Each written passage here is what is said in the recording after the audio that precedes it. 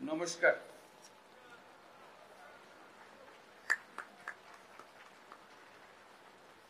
তার সঙ্গে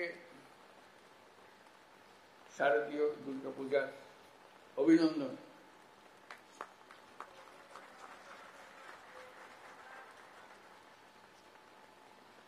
আমি ভাবছিলাম এবার বোধহয় এই আনন্দ থেকে আমাকে সবাই বঞ্চিত করে ফেলবে। আমি নাছোড় বান্দা,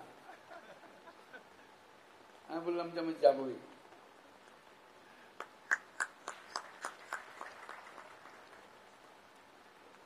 যাবার অনেক আকর্ষণও ছিল, আপনাদের সঙ্গে আবার দেখা করা, কারণ আপনার আমাদের দায়িত্ব গ্রহণের পরপরই আপনাদের সঙ্গে দেখা, তারপরে আবার এসছি। এই আনন্দ থেকে আমি বঞ্চিত হতে চাচ্ছিলাম না। বিশেষ করে এর মধ্যে অনেকগুলো ঘটনা ঘটেছে। ছুটি একদিনের থেকে দুদিন হয়েছে, এখন ছুটি দুদিনের থেকে 4 দিন হয়ে গেছে। ওটাতে আমার কোনো হাত নাই। এটা কেউ না কেউ বুদ্ধি করে ফেলেছে ঠিকভাবে, 4 দিনের ছুটি।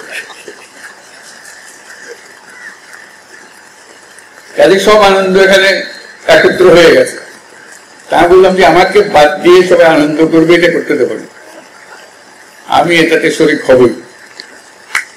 আমি জোর করে এসেছি, আপনাদেরকে কষ্ট দিয়েছি, আপনাদের এই আনন্দের শরীক হওয়ার জন্য।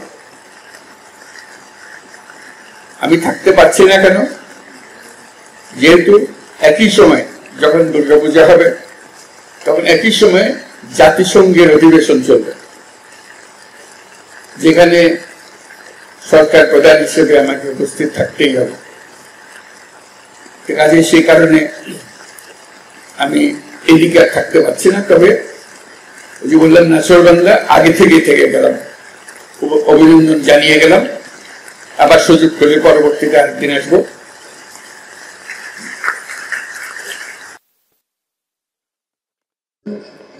অনেকগুলো কথা বলেছিলাম, আপনারা মনে রেখেছেন সেগুলো। একটি বলেছিলাম যে আমরা একটি পরিবার, সারা জাতি একটা পরিবার। পরিবারের মধ্যে নানা রকমের মতভেদ থাকবে, নানা রকমের ব্যবহারের পার্থক্য থাকবে, কিন্তু পরিবার একটা অটুট জিনিস। এটাকে কেউ ভাঙতে পারে না। আমরা যেন জাতি হিসেবে এই অটুট একটা পরিবার হিসেবে দাঁড়াতে পারি, সেটাই হলো আমাদের লক্ষ্য। তার সঙ্গে আরেকটি কথা বলেছিলাম, আবারও বলতে ইচ্ছে করে, সেটা মনে করি, বারে বারে মনে করিয়ে দেব। যত ধর্মীয় পার্থক্য থাকুক, মতের পার্থক্য থাকুক, যত রকমের পার্থক্যই থাকুক,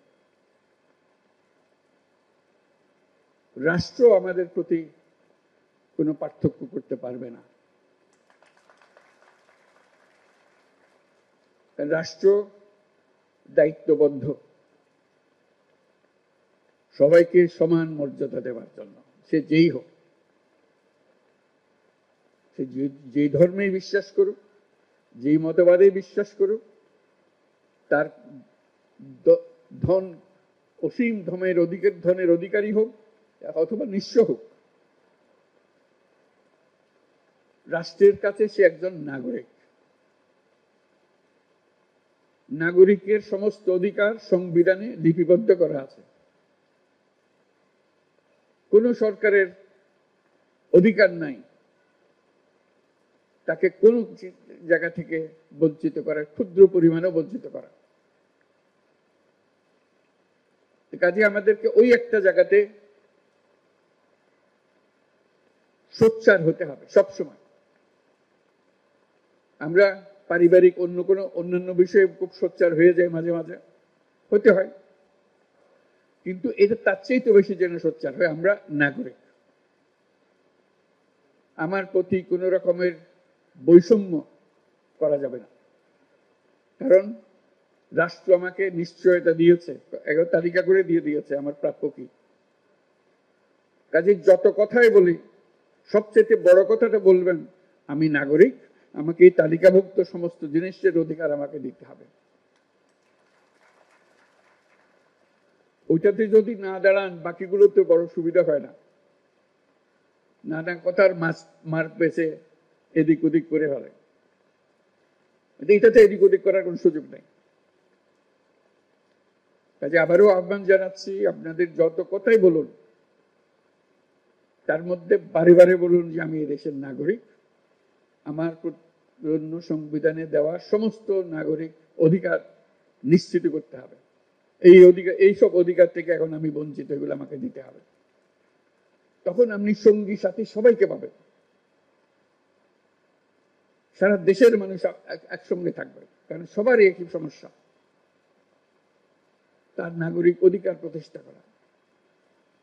আমরা বারে বারে লাঞ্ছিত হই, অপমানিত হই, আমরা নানা রকমের বৈষম্যের শিকার হই, যেহেতু ওই অধিকারের প্রতি আমাদের নজর নাই বা হতাশ হয়ে গেছি, অধিকারের কথা মুখে আসে না। এখন আসতে হবে। আমরা যে নতুন বাংলাদেশের কথা বলছি, তার মধ্যে এটা সবচেয়ে গুরুত্বপূর্ণ বিষয়, যে সবাইকে সব নাগরিক অধিকার নিশ্চিত করা, সেটা যেন আমরা করতে পারি।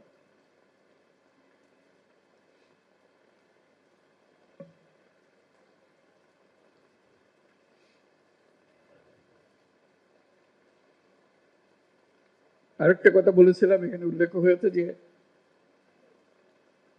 আমরা নিরাপত্তা বাহিনীর বেষ্টনের মধ্যে আমাদের ধর্ম পালন করতে চাই না।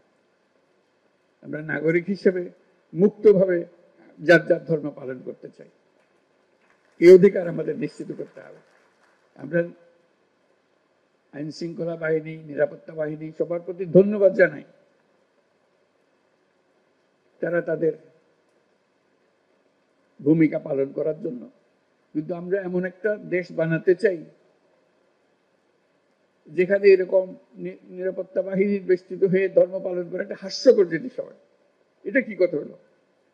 এটা কোন দেশ, কোন ধরনের দেশ বানালাম আমরা? এরকম দেশ বানানোর জন্য এত রক্তপাত, এত কিছু হলো, আমরা সেটা চাই না। আমরা সম্পূর্ণ নিরাপত্তার মধ্যে, সম্পূর্ণ বিশ্বাসের মধ্যে আমরা আমাদের যার যার মত, যার যার ধর্ম পালন করতে চাই, এই নিশ্চয়তা আমরা চাই। আমরা ঐক্যের কথা বলি, যে ঐক্যের কথা আমরা বলি, সেই ঐক্য দুর্গাপূজার কাঠামোর মধ্যেই আছে। সনাতনী ধর্ম বিশ্বাস মতে 10 পূজা দুর্গাপূজার কাঠামোতে দেশ ও জাতির সব ধরনের ঐক্য সংহতির প্রতীক আছে। লক্ষ্মীর ধন সম্পদ, সরস্বতীর জ্ঞান, কার্তিকের বীরত্ব, গণেশের সাফল্য, 10 ভুজা দুর্গার অসীম শক্তি সম্মিলিতভাবে সমস্ত অশুভ শক্তিকে পরাজিত করে। এর মধ্যেই ঐক্যবদ্ধ হবার চিত্র আছে।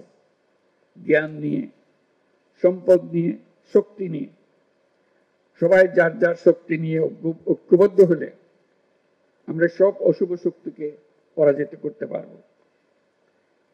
কারো সাধ্য নেই এর থেকে আমাদেরকে বঞ্চিত করে। নিজেরা বিভক্ত হয়ে গেলে, ঐক্যবদ্ধ হতে না পারলে আমরা জাতি হিসেবে ব্যর্থ হয়ে গেলাম। আমরা জাতি হিসেবে ব্যর্থ হতে চাই না। আমাদের তরুণরা জেগেছে, আমাদের মানুষ জেগেছে, আমরা নতুন বাংলাদেশের কথা বলছি, সেটাই নিশ্চিত করতে চাই। তা না হলে এত রক্তপাতের, এত আত্মত্যাগের কি ফল পেলাম? আমাদের ছেলে মেয়েরা 24শে জুলাই যে অসাধ্য সাধন করেছে, তাদের মূল লক্ষ্য ছিল একটি বৈষম্যমুক্ত বাংলাদেশ গড়া। এখানে সব নাগরিক সমান সুযোগ পাবে। আমাদের ছেলে মেয়েরা সে যেই ঘরেই জন্মগ্রহণ করুক না কেন, সে ছেলে হোক আর মেয়ে হোক, সবাই নাগরিকের সমান সুবিধা পাবে। পুরো বিশ্বকে তাক লাগিয়ে দেওয়ার শক্তি তাদের আছে। তারা কেউ বন্দী থাকার জন্য জন্মগ্রহণ করে নাই, কারো ভয়ে পালিয়ে থাকার জন্য জন্মগ্রহণ করে নাই। আমরা তাদেরকে সে সুযোগ দিতে চাই। তারা নিজের মতো করে গড়ে উঠবে, দেশকে গড়ে তুলবে, পৃথিবীকে গড়ে তুলবে। আমরা এমন রাষ্ট্র গঠন করতে চাই, পৃথিবী আমাদেরকে অনুসরণ করবে। জুলাই গণঅভ্যুত্থানের মধ্য দিয়ে আমরা বৈষম্য, দুর্নীতিমুক্ত একটি সমৃদ্ধ দেশ গড়ার যে অগ্রযাত্রা শুরু করেছি, তার সফল বাস্তবায়ন করতে হলে ধর্ম, বর্ণ ভেদাভেদ ভুলে সকলকে একসঙ্গে কাজ করতে হবে। সব অশুভ, অন্যায়, অন্ধকারকে পরাজিত করে ঐক্য সম্প্রীতির জয় হবে। বাংলাদেশ এগিয়ে যাবে কল্যাণ ও সমৃদ্ধির পথে। সবাইকে আবারও শারদীয় দুর্গোৎসবের শুভেচ্ছা জানাচ্ছি। এবার মনটা শান্ত হলো যে আপনাদের সঙ্গে দেখা হলো দুর্গাপূজা উপলক্ষে। আপনারা সাক্ষী দেবেন যে আমি হাজির ছিলাম। এখন শান্ত মনে আমি জাতিসংগীত দিকে রওনা হতে পারবো। সবাই দোয়া করবেন, আশীর্বাদ করবেন।